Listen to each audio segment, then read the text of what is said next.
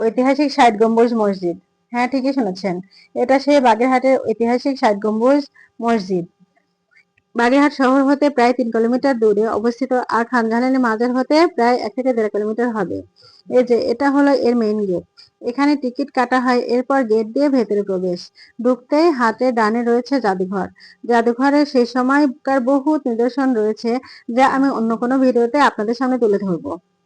আজ আপনাদের শুধু মসজিদের প্রবেশদ্বার আর এর ভেতরের পরিবেশটা কেমন তা দেখাবো। বিভিন্ন ধরনের ফুল ও ফলের গাছ রয়েছে এখানে। আর আশেপাশের পরিবেশটা খুবই পরিষ্কার পরিচ্ছন্ন। আমার মেয়ে দোলনা দেখে নিজেকে আর ধরে রাখতে পারলো না, দৌড়ে গিয়ে দোলনায় বসে পড়লো। মেয়েকে দোলনায় বসিয়ে রেখে আমি আর আমার ছেলে গেলাম মসজিদের ভিডিও নিতে। যেতে যেতে আমি বাইরে থেকে মসজিদটি কেমন লাগে তা দেখানোর চেষ্টা করছি। আসলেই চমৎকার, দেখলে মন প্রাণ জুড়িয়ে যায়। নাম ৬০ গম্বুজ হলেও এখানে মূলত ৮১টি গম্বুজ রয়েছে, যা বাংলাদেশের অনেকেরই জানা নেই। যাই হোক, আমি এর বাইরের পরিবেশটা একটু দেখানোর চেষ্টা করলাম।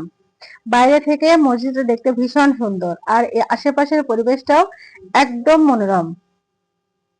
যদি সময় থাকে অবশ্যই এখানে একবার এসে সবাই ঘুরে যাবে। হলো মসজিদের প্রবেশদ্বার। এরপর ভেতরের দিকে ঢুকতেই দেখা যায় অনেকগুলো দরজা। দেখা গেলেও মূলত একটা গেট দিয়েই সবাই প্রবেশ করে। হয়তোবা নামাজের দিনগুলোতে সবগুলো দরজা খুলে দেয়, আমি সঠিক জানি না। এর ভেতরে ভিডিও করা নিষেধ, তবে কেউ ইচ্ছা করলে ভেতরে দেখতে যেতে পারে, তবে ভিডিও করা যাবে না। আমি বাইরে মাঠের দিকটা একটু ভালো করে দেখলাম। মাঠটা এত সুন্দর, এত পরিষ্কার, অনেক ভালো লাগে। এরপর আমরা মা মেয়েতে একটু খেলা করলাম, যাতে ওর ভালো লাগে। ও তো অনেক মজা পাচ্ছিল। আর আমার ছেলে, সেটা ক্যামেরাম্যান, তাই আমার সাথে ও ছিল না। যাই হোক, মেয়ের খেলা শেষ হলে আমরা মসজিদের একটু পেছনে চলে আসছি। পেছনের দিকে বড় একটা দিঘি রয়েছে। এখানে এসে দেখলাম অনেক শাপলা ফুলের পাতাও দেখা যাচ্ছে। ফুলও হয়তো ছিল, কিন্তু আমরা তো গেছি সন্ধ্যা সন্ধ্যা টাইমে, এর জন্য হয়তো ফোটা ফুলগুলো দেখতে পাচ্ছি না। এরপর এর চারিপাশের পরিবেশটা আমরা একটু সবাই মিলে ঘুরে দেখলাম। পেছনের পরিবেশটাও অনেক সুন্দর, খোলামেলা। চাপাইতে একটা মসজিদ আছে, সোনা মসজিদ। ওইটা কেমন আমি জানি না, যাওয়া হয়নি কখনো। তবে এই ৬০ গম্বুজ মসজিদ আর এর পরিবেশ আমার কাছে অনেক সুন্দর লাগে।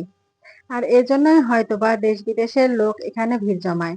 বিভিন্ন দেশের মানুষের ঢল থাকে এখানে। প্রায় সন্ধ্যা হয়ে আসছে, বাড়ি ফিরতে হবে। আজ এ পর্যন্তই। জাদুঘরের ভিডিও নিয়ে হাজির হব অন্য কোনো দিন।